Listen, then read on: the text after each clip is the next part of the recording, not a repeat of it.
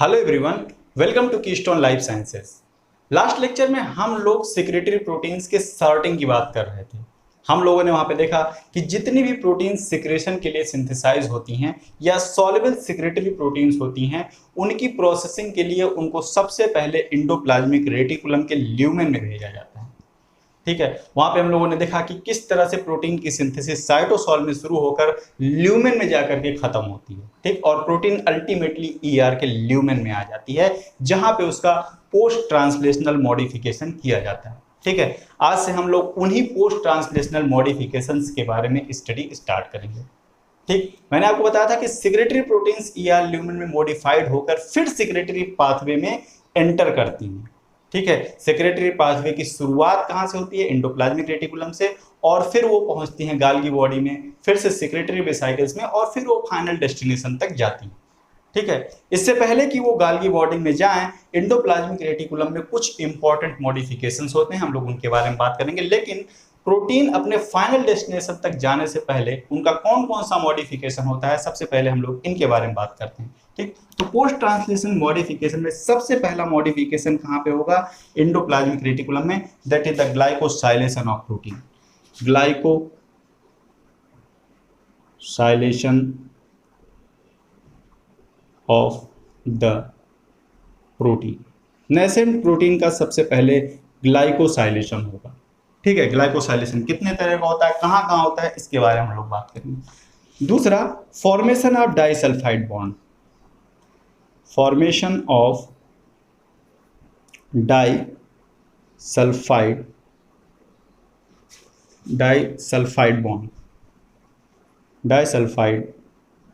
Bond. ठीक, third है proper folding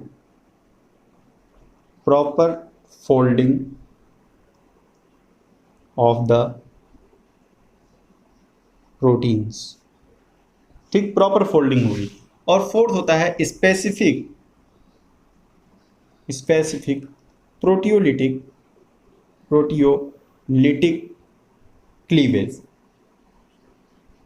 ठीक, तो जितनी भी सेक्रेटरी प्रोटीन्स होती हैं या फिर हम कहें इंटीग्रल मेम्ब्रेन प्रोटीन्स होती हैं, उन सभी में 4 मेजर पोस्ट ट्रांसलेशनल मॉडिफिकेशंस किए जाते हैं। ठीक, पहला मॉडिफिकेशन होता है glycosylation of the protein.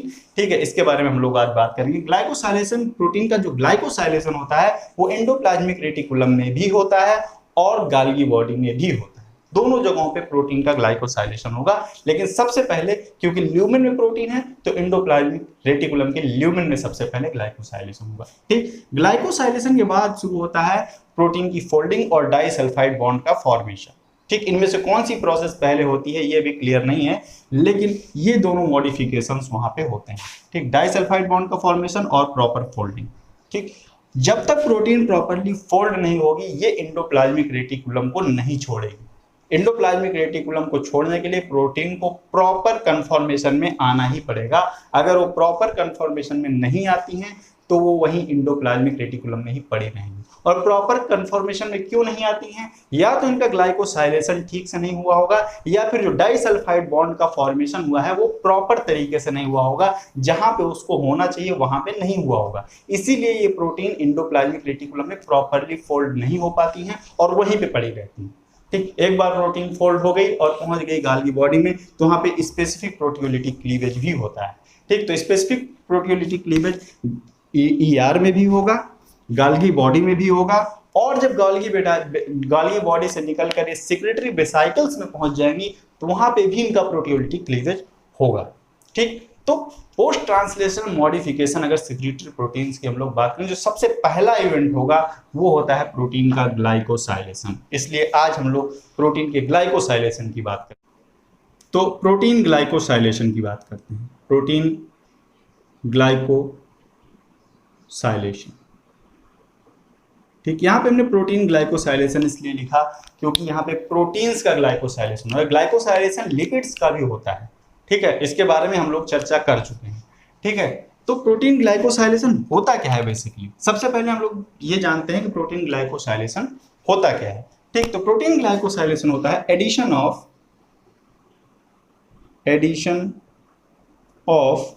sugar molecules या carbohydrate molecules, sugar molecules to the protein, to the proteins, या नेसेंट पॉलीपेप्टाइड लिखे तो ज्यादा अच्छा होगा, नेसेंट पॉलीपेप्टाइड। ठीक, तो ग्लाइकोसाइलेशन क्या है प्रोटीन का, जो नेसेंट पॉलीपेप्टाइड बन करके आया है उसके ऊपर शुगर मॉलिक्यूल्स अगर अटैच हो जाएं तो इस प्रोसेस को, जिस प्रोसेस के थ्रू शुगर मॉलिक्यूल्स अटैच होते हैं उस प्रोसेस को हम लोग कहते हैं प्रोटीन ग्लाइकोसाइलेशन। ठीक है, और जो रिजल्टिंग प्रोटीन होती है उसको हम लोग कहते हैं glycoproteins. Proteins having covalently attached sugar molecules are termed as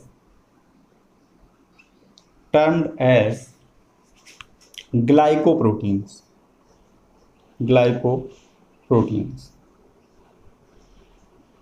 ठीक, और ग्लाइकोप्रोटीन्स मैंने आपको बताया था सेल्स की मेम्ब्रेन में पाई जाती हैं और बहुत ही इंपॉर्टेंट रोल प्ले करती हैं। मैंने आपको बताया था कि ग्लाइकोप्रोटीन्स और ग्लाइकोलिपिड्स कलेक्टिवली कही जाती हैं ग्लाइकोकैलिक्स, और ये सेल की फिंगरप्रिंटिंग की तरह काम करती हैं। ये बहुत ही इंपॉर्टेंट फंक्शन है इनका, ये सेल टू सेल एडिशन और सेल टू सेल कम्युनिकेशन में बहुत इंपॉर्टेंट रोल प्ले करती हैं। मैंने आपको ब्लड ग्रुप के केस में बताया भी था कि किस तरीके से ये फंक्शन करती हैं। अगर आपने लेक्चर नहीं देखा तो आप लोग देखिए, क्योंकि वो बेसिक कॉन्सेप्ट वाला लेक्चर था, उसको आपको देखना चाहिए। ठीक है, तो इस तरह से जो ग्लाइकोप्रोटीन होती हैं उनके पास क्या होता है, protein plus carbohydrate covalently linked होता है, ग्लाइकोसिडिक बॉन्ड के थ्रू लिंक होता है, इसीलिए कहा जाता है कि कोवैलेंटली लिंक्ड कार्बोहाइड्रेट। ठीक, कितने टाइप का होता है ग्लाइकोसाइलेशन, अगर हम लोग इसकी बात करें तो प्रोटीन ग्लाइकोसाइलेशन दो तरह का हो सकता है। प्रोटीन में दो जगहों पर कार्बोहाइड्रेट ग्रुप पाए जा सकते हैं, इसीलिए कहा जाता है कि जो प्रोटीन ग्लाइकोसाइलेशन होता है वो दो तरह का होता है। एक को हम लोग कहते हैं N linked glycosylation, N linked glycosylation, और दूसरा होता है O linked glycosylation, O linked glycosylation. N linked glycosylation और ओ लिंक्ड ग्लाइकोसाइलेशन, ये दो तरह के ग्लाइकोसाइलेशन हो सकते हैं। ठीक है, तो एक एक करके इनको हम लोग पहले थोड़ा सा डिफरेंशिएट कर लेते हैं कि एन लिंक्ड ग्लाइकोसाइलेशन कब कहेंगे, ओ लिंक्ड ग्लाइकोसाइलेशन कब कहेंगे, कहाँ होता है, थोड़ा सा दोनों में डिफरेंस देख लेते हैं।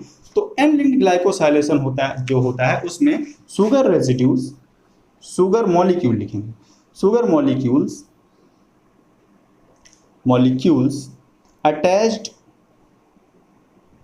on specific asparagine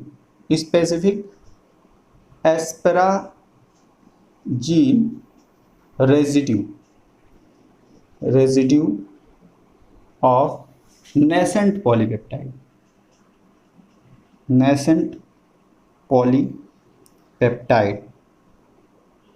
ठीक, जो नेसेंट पॉलीपेप्टाइड होती है उसमें स्पेसिफिक एस्पराजीन रेजिड्यू पर अगर शुगर मॉलिक्यूल्स अटैच्ड हो रहे हैं तो हम उसको कहते हैं एन लिंक्ड ग्लाइकोसाइलेशन। ठीक, और इसको याद रखने का एक अच्छा तरीका ये भी है कि जो एस्पराजीन होता है उसको एन से डिनोट करते हैं, एस्पराजीन को एन से डिनोट करते हैं, सब इसका सिंबल एन होता है। सारी चीजें मैं आपको बताऊंगा जब आपको बायोकेमिस्ट्री पढ़ाऊंगा, किस अमीनो एसिड को किस अक्षर से डिनोट करते हैं, आपको शायद पता भी होगा। तो एस्पराजीन को एन से डिनोट करते हैं, तो अगर एस्पराजीन पे ग्लाइकोसाइलेशन हो रहा है तो वो कौन सा हो जाएगा, N link, N for asparagine, अगर आपको पता हो। ठीक, तो एन फॉर एस्पराजीन, इसका मतलब एस्पराजीन पे ग्लाइकोसाइलेशन हो। ओ लिंक्ड ग्लाइकोसाइलेशन में क्या होगा, शुगर मॉलिक्यूल्स अटैच्ड टू किस पर, हाइड्रोक्सिल ग्रुप ऑफ सीरीन और थ्रियोनीन रेसिड्यू। सीरीन या थ्रियोनिन के OH पे अगर O फॉर OH पे अगर ग्लाइकोसाइलेशन हो रहा है तो उसको हम लोग O लिंक्ड ग्लाइकोसाइलेशन कहेंगे। ठीक, तो O लिंक्ड ग्लाइकोसाइलेशन और N लिंक्ड ग्लाइकोसाइलेशन में आपको एक डिफरेंस तो यहाँ पे मिल गया। दूसरा, इसकी लोकेशन में डिफरेंस है। ठीक है, लोकेशन में क्या डिफरेंस है? ठीक है, ये होता है एंडोप्लाज्मिक रेटिकुलम के ल्यूमेन में। एंडोप्लाज्मिक रेटिकुलम के ल्यूमेन में स्पेसिफिक एंजाइम्स पाए जाते हैं, ओलिगोसैकराइड ट्रांसफरेजेज कहते हैं उनको। वो क्या करते हैं? शुगर को ट्रांसफर करते हैं एस्पराजीन रेसिड्यू पर। यहाँ पे जो ओ लिंक्ड ग्लाइकोसाइलेशन होता है ये होता है गाल्गी बॉडी में, गाल्गी बॉडी के कहाँ पे? ल्यूमेन में होता है। ठीक है, अब और एक डिफरेंस होता है, जो शुगर यूनिट्स वहां पे ट्रांसफर होते हैं, जो प्रिकर्सर ओलिगोसैकराइड्स वहां पे ट्रांसफर होते हैं, उनमें भी डिफरेंस होता है।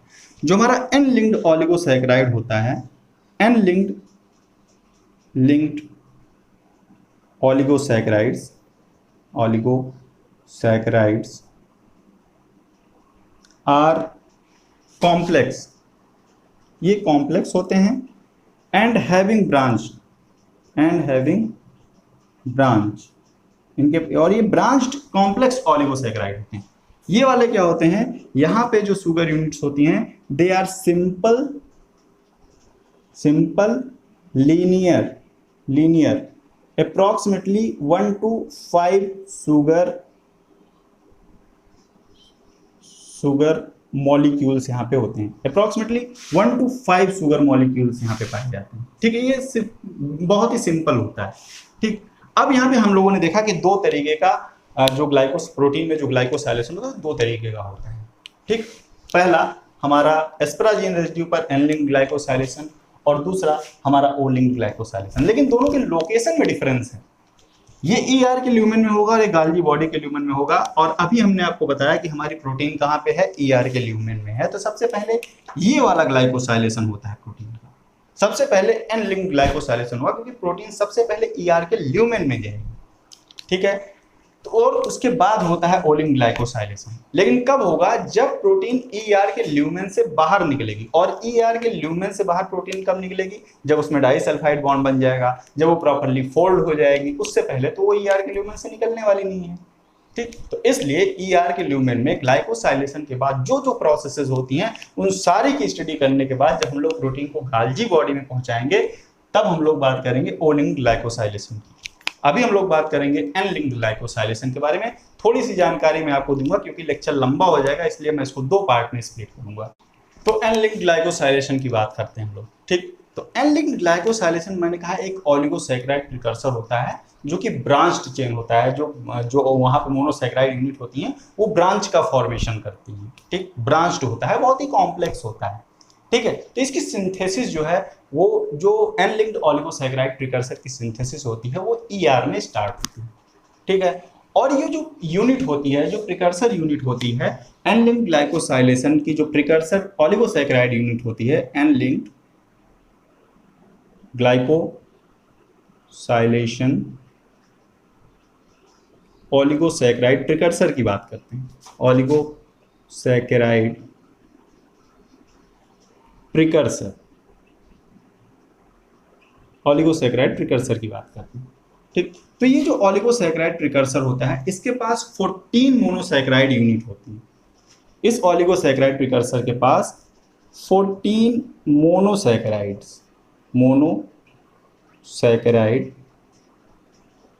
यूनिट होती हैं। ठीक, 14 मोनोसैकराइड यूनिट का मिलकर के बना होता है ये। ठीक है, और ये स्ट्रक्चर सारे यूकैरियोट में सेम होता है। ठीक, structure of precursor is similar in animals, plants and single celled eukaryotes. Single cell eukaryote, सब में ये जो स्ट्रक्चर होता है इस प्रिकर्सर ओलिगोसैकराइड का, वो सेम होता है, वो कंजर्व होता है। ठीक है, अब क्या होगा, अब ये 14 मोनोसैकेराइड्स में कौन कौन से 14 मोनोसैकेराइड कौन कौन से हैं उस प्रिकर्सर मॉलिक्यूल में, थोड़ा सा हम लोग उसके बारे में बात करते हैं। तो ये जो प्रिकर्सर मॉलिक्यूल है ये बना होता है 2 एन-एसिटिल ग्लूकोसामीन से, 2 molecules of N acetyl glucosamine,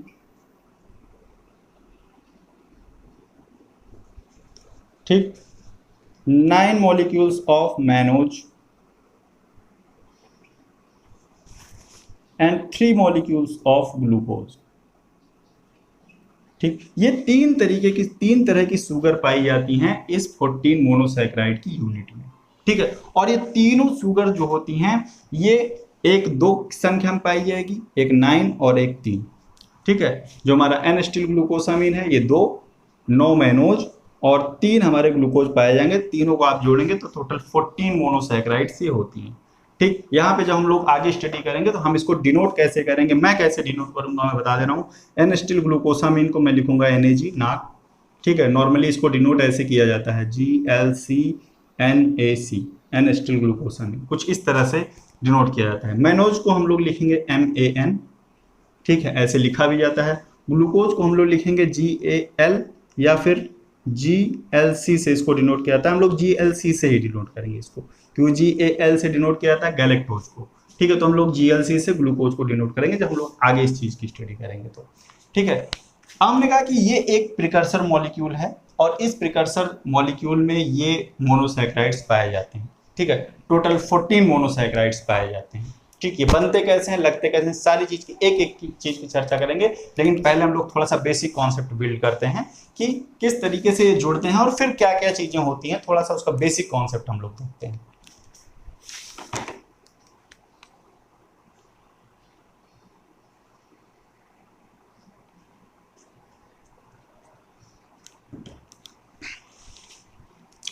ठीक है, तो ये 14 शुगर यूनिट का एक प्रिकर्सर ओलिगोसैकेराइड बन के तैयार हो जाता है एंडोप्लाज्मिक रेटिकुलम की मेम्ब्रेन में, और फिर ये ट्रांसफर होता है नेसेंट प्रोटीन पे। ठीक है, नेसेंट प्रोटीन पे ट्रांसफर हो जाता है, पूरा का पूरा ये 14 सब यूनिट उठा के वहां पे स्पेसिफिक एस्पेराजीन रेजिड्यू पे ट्रांसफर कर दी जाती है। ठीक, जैसे ही ये ट्रांसफर किया जाता है इसका फर्दर मॉडिफिकेशन किया जाता है एंडोप्लाज्मिक रेटिकुलम के अंदर, इसका फर्दर मॉडिफिकेशन किया जाता है।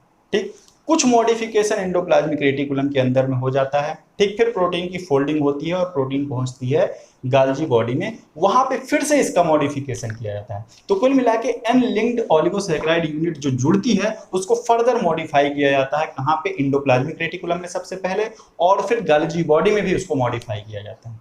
ठीक, और उस मॉडिफिकेशन के दौरान कुछ शुगर यूनिट्स यहाँ से रिमूव की जाती हैं और कुछ शुगर यूनिट्स यहाँ पे जोड़ी जाती हैं। ठीक है, और ये मॉडिफिकेशन जो होता है वो हर एक ग्लाइकोप्रोटीन में डिफरेंट होता है। मतलब एक ग्लाइकोप्रोटीन में कुछ और होगा मॉडिफिकेशन, किसी दूसरी ग्लाइकोप्रोटीन में कुछ और मॉडिफिकेशन होगा। मतलब अगर एक ग्लाइकोप्रोटीन ऐसी है जिससे कुछ शुगर यूनिट्स निकाले जा रहे हैं, तो कोई ऐसी भी ग्लाइकोप्रोटीन होगी जहां पे कुछ एक्सेस शुगर यूनिट जोड़े भी जा रहे होंगे, या फिर कुछ ऐसी भी ग्लाइकोप्रोटीन्स होंगी जहां पे ना तो रिमूवल हो रहा होगा और ना ही एडिशन हो रहा होगा। ठीक है, इतने मॉडिफिकेशंस तो होते हैं गाल्जी बॉडी में और ER के ल्यूमेन में। ये 14 शुगर यूनिट्स में मॉडिफिकेशंस तो होते हैं। ठीक है, लेकिन हमने कहा कि ऑर्गेनिज्म टू ऑर्गेनिज्म और ग्लाइकोप्रोटीन टू ग्लाइकोप्रोटीन ये मॉडिफिकेशन डिफर करते हैं। लेकिन इस 14 शुगर रेजिड्यू की जो पूरी यूनिट है, इनमें से 5 कोर मोनोसैकेराइड्स ऐसे होंगे जो सारे के सारे ग्लाइकोप्रोटीन्स में कंजर्व रहते हैं। 5 शुगर यूनिट ऐसी, 5 कोर शुगर यूनिट होगी, 5 शुगर ऐसी होगी जो जितने भी तरह की ग्लाइकोप्रोटीन्स होती हैं वो उन सब में पाई जाती है, और वो जो शुगर यूनिट जुड़ती है वो एन-लिंक्ड ग्लाइकोसाइलेशन के दौरान ही जुड़ती है। ठीक, फिर से सुनिएगा, 14 शुगर यूनिट का ओलिगोसैकेराइड प्रोटीन पे ट्रांसफर होता है जिसका मॉडिफिकेशन किया जाता है। उस दौरान कुछ शुगर यूनिट कटती हैं, कुछ शुगर यूनिट जुड़ती हैं। ठीक है, लेकिन इन 14 शुगर यूनिट्स में से 5 sugar unit, core sugar unit उनको बोलते हैं, ऐसी होती हैं जो कि हाईली कंजर्व होती हैं, हर तरह की ग्लाइकोप्रोटीन में वो पाई ही जाती हैं। मैं चर्चा करूंगा और आपको एग्जाम्पल भी दूंगा इस चीज। ठीक है, चलें साहब, इतना काम हो गया, हमने आपको ये कुछ बेसिक कॉन्सेप्ट आपको बता दिया। ठीक है, इसके बाद इसके बाद बारी आती है, मैंने कहा कि प्रोटीन जो है ट्रांसलोकॉन से ल्यूमेन में आ रही है, ठीक है। और ये जो प्रिकर्सर ओलिगोसैकेराइड है ये जो ईआर की मेम्ब्रेन में प्रेजेंट है, ठीक है। और ये जरूरी है कि इसके पहले की प्रोटीन जो है ल्यूमेन तक पहुंचे, ये जो प्रिकर्सर ओलिगोसैकेराइड है ये सिंथेसाइज हो जाए। मतलब प्रोटीन के ल्यूमेन तक पहुंचने से पहले ये जो ओलिगोसैकेराइड यूनिट है ये सिंथेसाइज्ड वहां पे पहले से प्रेजेंट होनी चाहिए। क्यों? क्योंकि अगर प्रोटीन पूरी ल्यूमेन में पहुंच गई और तब ये यूनिट सिंथेसाइज होना शुरू हुई तो होगा क्या, प्रोटीन वहां पहुंचते ही वहां पे जो चैपरॉन्स हैं वो अपना काम स्टार्ट कर देंगे, प्रोटीन की फोल्डिंग स्टार्ट कर देंगे। और ग्लाइकोसाइलेशन की एब्सेंस में जो प्रोटीन की फोल्डिंग होगी वो क्या होगी, वो प्रॉपर तरीके से नहीं होगी। मतलब जो प्रोटीन्स बन रही होंगे आपको मिसफोल्डेड प्रोटीन्स बनेंगी, ठीक। और फिर उनका फर्दर सॉर्टिंग जो होनी है सिक्रेटरी पाथवे के थ्रू वो रुक जाएगी। इसलिए जरूरी हो जाता है कि इसके पहले कि प्रोटीन ट्रांसलोकॉन को क्रॉस करे और ल्यूमेन तक पहुंचे, ये पूरा का पूरा प्रिकर्सर तैयार हो जाना चाहिए। कहाँ पे? एंडोप्लाज्मिक रेटिकुलम की मेम्ब्रेन, ठीक है। और इसकी सिंथेसिस किस तरीके से होती है इसके बारे में हम लोग बात करेंगे, ठीक। ये पूरा का पूरा ओलिगोसैकेराइड जो होता है, पूरी पूरी ओलिगोसैकेराइड जो यूनिट जो होती है, इससे पहले कि प्रोटीन ल्यूमेन तक पहुंचे जा करके असेंबल्ड हो जाती है एक मेम्ब्रेन एंकर्ड पॉलीआइसोप्रेनाइड लिपिड होती है जिसको हम लोग डोलिगॉल फॉस्फेट बोलते हैं, उसके ऊपर, ठीक। ये पूरी की पूरी यूनिट कहाँ पे असेंबल हो जाती है? डोलिगॉल फॉस्फेट के ऊपर जाकर के असेंबल हो जाती है। और जैसे ही प्रोटीन अंदर आती है पूरी की पूरी ओलिगोसैकेराइड यूनिट को ट्रांसफर कर दिया जाता है स्पेसिफिक एस्पेराजीन रेजिड्यू पे। वहां पे स्पेसिफिक एंजाइम्स ये फंक्शन परफॉर्म करते हैं, ठीक है। तो सबसे पहले ये प्रिकर्सर हमको बनाना है, उसके बाद ही इसका ट्रांसफर होगा, ठीक है। तो इस लेक्चर में हमने आपको बेसिक व्यू दिया एंडलिंग ग्लाइकोसाइलेशन का। नेक्स्ट लेक्चर में जब हम लोग मिलेंगे तो सबसे पहले हम ये प्रिकर्सर बनाएंगे, ये प्रिकर्सर बनता कैसे है, ठीक, इसका इनहिबिशन किस तरीके से होता है, सारी चीजें हम लोग एक छोटे से लेक्चर में डिस्कस करेंगे। वहां पे भी मैं आपको पूरा एंडलिंग ग्लाइकोसाइलेशन नहीं पढ़ाऊंगा क्योंकि प्रोसेस थोड़ी सी कॉम्प्लेक्स है। अगर मैं एक साथ ही सब आपको पढ़ाऊंगा तो थोड़ा सा हो सकता है आपको बोरिंग भी लगे, इसलिए मैं थोड़ी थोड़ी चीजें करके आपको पढ़ाने की कोशिश कर रहा हूँ। पहले मैंने आपको एक बेसिक सा नॉलेज दिया किस तरीके से क्या होता है, उसके बाद हम लोग प्रिकर्सर सिंथेसाइज कर लेंगे। जब हमारा प्रिकर्सर बन के तैयार हो जाएगा तब हम लोग एंडलिंग ग्लाइकोसाइलेशन किस तरह से उस प्रिकर्सर को ट्रांसफर किया जाता है, उसका क्या सिग्निफिकेंस है, इन सारी चीज़ों के बारे में हम लोग बात करेंगे, ठीक है। तो इस लेक्चर को हम लोग यहीं पे फिनिश करते हैं, मिलते हैं नेक्स्ट लेक्चर में। Thank you for watching.